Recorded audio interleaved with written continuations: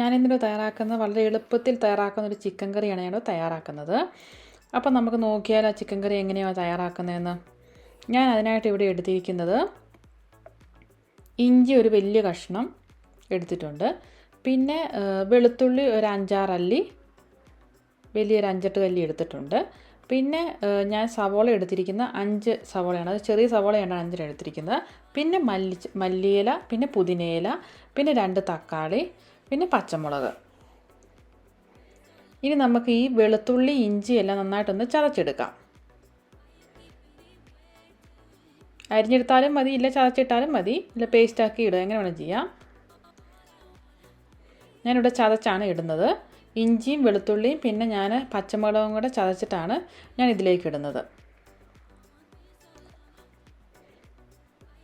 പിന്നെ ഈ സമയത്ത് കറിവേപ്പില ഉണ്ടെങ്കിൽ കറിവേപ്പിലയും കൂടി ഇതിനകത്ത് ആഡ് ചെയ്യാവുന്നതാണ്. പിന്നെ ഞാൻ ഇവിടെ എടുത്തിരിക്കുന്ന ചിക്കന്, ഞാൻ 1 കിലോ ചിക്കനാണ് എടുത്തിരിക്കുന്നത്. ഞാൻ ചിക്കൻ നന്നായിട്ട് കഴുകി വൃത്തിയാക്കി എടുത്തിട്ടുണ്ട്. ഇനി നമുക്ക് ഈ ചിക്കനിലേക്ക് മഞ്ഞൾപ്പൊടി 1/2 ടീസ്പൂൺ, മുളക് പൊടി 2 ടീസ്പൂൺ, പിന്നെ കുരുമുളക് പൊടി ഒരു 1 അല്ലെങ്കിൽ 1/2 ടീസ്പൂൺ, എരിവിനനുസരിച്ച് ചേർക്കാം. പിന്നെ ആവശ്യത്തിന് ഉപ്പും കൂടെ ചേർത്തിട്ട് നമുക്ക് നല്ലതുപോലെ ഒന്ന് മിക്സ് ചെയ്യണം. ഇനി ഞാൻ ഇതിലേക്ക് ചേർക്കുന്നത്, ഞാൻ യോഗോട്ട് ചേർക്കുന്നുണ്ട് 2 ടേബിൾ സ്പൂണ്. അത് ഓപ്ഷനിലാണ്, വേണമെങ്കിൽ മാത്രം മതി. ഞാനിവിടെ യോഗോട്ട് കൂടെ ചേർക്കുന്നുണ്ട്. ഒന്ന് നന്നായിട്ടൊന്ന് മിക്സ് ചെയ്തിട്ട് നമുക്കൊരു 10 മിനിറ്റ് റെസ്റ്റ് ചെയ്യാൻ വെക്കണം.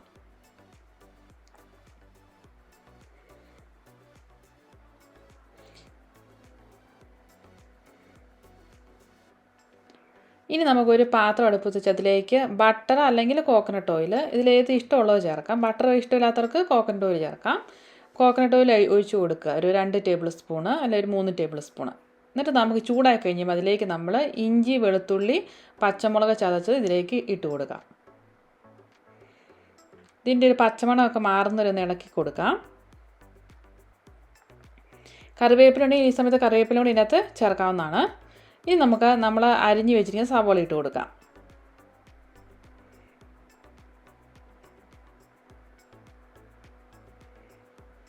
നല്ലതുപോലെ ഒന്ന് മിക്സ് ചെയ്യുക. സവോളയൊക്കെ നന്നായിട്ടൊന്ന് വഴന്ന് വരണം.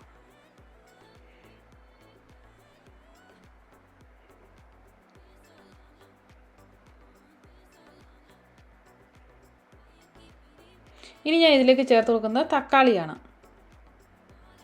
ഞാനിവിടെ 2 തക്കാളി എടുത്തിരിക്കുന്നത്. തക്കാളി ഇട്ടുകൊണ്ട് നന്നായിട്ടൊന്ന് വഴറ്റിയെടുക്കണം.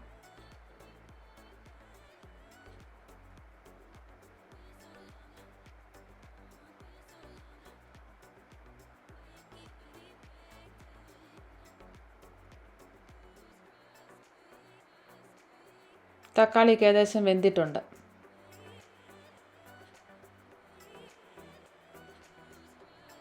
ഇനി നമുക്കിതിലേക്ക് നമ്മൾ പൊടികൾ ആഡ് ചെയ്യാം. ഞാനിവിടെ മല്ലിപ്പൊടി 2 ടേബിൾ സ്പൂൺ, പിന്നെ ഗരം മസാല 1.5 ടീസ്പൂൺ, പിന്നെ ചേർത്ത് കൊടുത്തിരിക്കുന്നത് കാശ്മീരി ചില്ലി പൗഡറാണ് ഒരു 1/2 ടീസ്പൂൺ ചേർത്തിരിക്കുന്നത്. നമുക്ക് എരിവിനനുസരിച്ച് ചേർത്ത് കൊടുക്കാവുന്നതാണ് മുളക് പൊടി. നമുക്കിത് നന്നായിട്ടൊന്ന് ചൂടാക്കിയെടുക്കാം. ഈ പൊടികളെല്ലാം നന്നായിട്ട് ചൂടായി വന്നതിന് ശേഷം വേണം നമ്മൾ എടുത്ത് വെച്ചിരിക്കുന്ന ചിക്കൻ ഇട്ട് കൊടുക്കാൻ. ഇതിപ്പം നിങ്ങൾ ചിക്കന്, ഞാൻ ഇതിനകത്ത് ഉപ്പ് ചേർത്തിട്ടില്ല. അത് ചിക്കൻ്റെ അകത്ത് ഉപ്പ് ചേർത്തിരിക്കുന്നതുകൊണ്ടാണ് ഞാൻ ഉള്ളി വഴറ്റിയപ്പോൾ ഉപ്പ് ചേർക്കാതിരുന്നത്. അത് ഇനി നമ്മളിത് നന്നായിട്ട് ഇളക്കിയിട്ട് ഉപ്പ് നോക്കിയിട്ട് ഉപ്പ് കുറവാണെങ്കിൽ ഉപ്പ് ആഡ് ചെയ്ത് കൊടുക്കണം. ഈ ചിക്കൻ കറി നമുക്ക് വളരെ പെട്ടെന്ന് തയ്യാറാക്കാവുന്ന ഒരു ചിക്കൻ കറിയാണ്. ഞാനിതിലേക്ക് വെള്ളം ഒന്നും ഒഴിച്ചു കൊടുക്കുന്നില്ല. ആ ഉള്ള ഇതിൽ നമ്മൾ വേവിച്ചെടുക്കുകയാണ് ചെയ്യുന്നത്. ഇനി ഞാൻ ഇതിലേക്ക് ആ എടുത്ത് വെച്ചിരിക്കുന്ന മല്ലിയിലയും പുതിനയും മിൻറ്റ് ലീവ്സും ചേർത്ത് കൊടുക്കുന്നുണ്ട്. എന്നിട്ട് നമുക്കിത് നന്നായിട്ട് മൂടി വെച്ചിട്ട് നന്നായിട്ടൊന്ന് വേവിച്ചെടുക്കാം. ഇത്രയേ ഉള്ളൂ. വളരെ എളുപ്പത്തിൽ തയ്യാറാക്കാവുന്ന ഒരു ചിക്കൻ കറിയാണിത്. ഇത് ചിക്കൻ്റെ അകത്ത് വെള്ളം ഉള്ളതുകൊണ്ട് അത് ചൂടാകുമ്പം വേകുന്ന സമയത്ത് തന്നെ വെള്ളം ആയിക്കോളും. അതുകൊണ്ട് ഞാൻ വെള്ളം എക്സ്ട്രാ ചേർത്തിട്ടില്ല.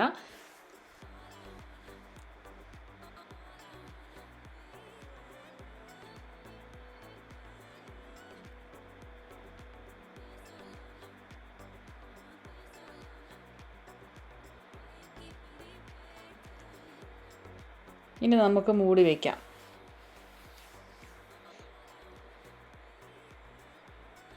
ഇപ്പോൾ നന്നായിട്ട് ചാറൊക്കെ ആയിട്ടുണ്ട്. കഷ്ണങ്ങൾ ഏകദേശം വെന്ത് വന്നിട്ടുണ്ട്.